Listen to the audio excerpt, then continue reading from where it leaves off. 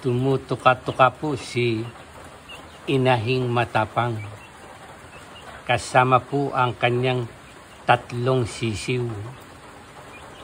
Nang siya po ay mamisa, 7 ang kanyang mga sisiw. Pansamantala po pong ikinulong at nang inaakala ko po na ang kanyang mga sisiw ay makakaakyat na sa bundok Tilaok, ay pinakawalan ko. At napapansin ko po na nababawasan ang kanyang mga sisiw. At kani-kanina lang po na umaga, 5 pa ang kanyang mga sisiw. At nalaman ko po ang salarin ng pagkawala ng mga sisiw ni Inahing Matapang. Bigla pong dinagit ng bulturang uwak ang mga sisiw ni Inahing Matapang. At kaya ko po siya tinawag na Inahing Matapang, ay doon ko nakita ang kanyang tapang. Hindi po siya napagulat sa bulturang uwak. Ayaw niyang ipadagit ang kanyang mga sisiw. Buong tapang niyang nilabanan ang bulturang uwak.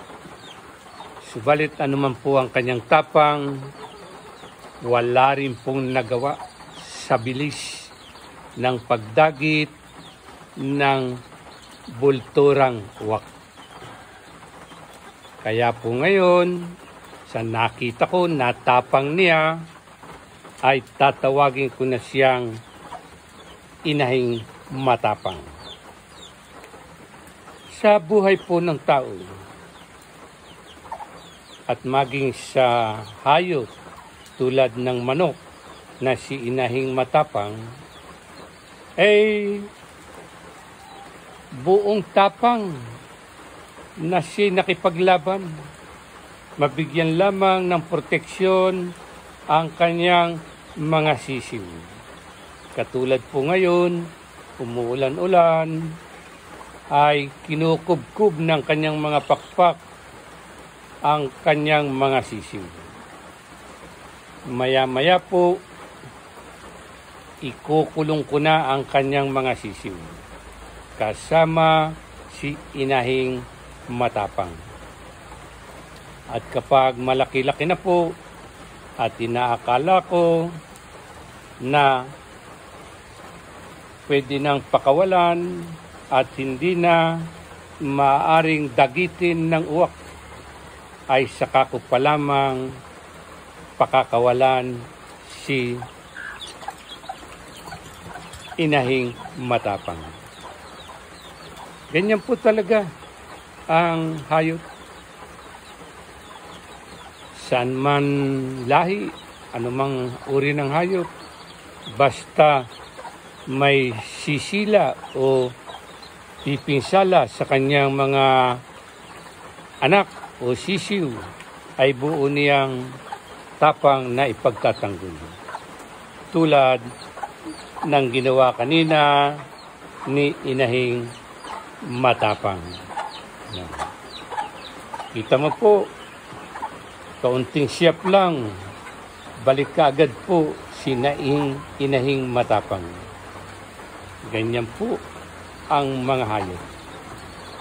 Tulad din ng mga tao na lahat ay gagawin para may pagtanggol lamang at maalagaan ang kanilang mga supling. Tulad ni Inahing Matapang, inaalagaan ang kanyang mga sisiw. At kanina ko po napapansin, mula nang siya'y makaengkwentro kay bulturang uwak, hindi na siya lumalayo dito sa amaka. At yan po ang mga bagay-bagay na natutunan ko sa alaga kong manok na si Inahing Matapang. Salamat po sa araw na ito.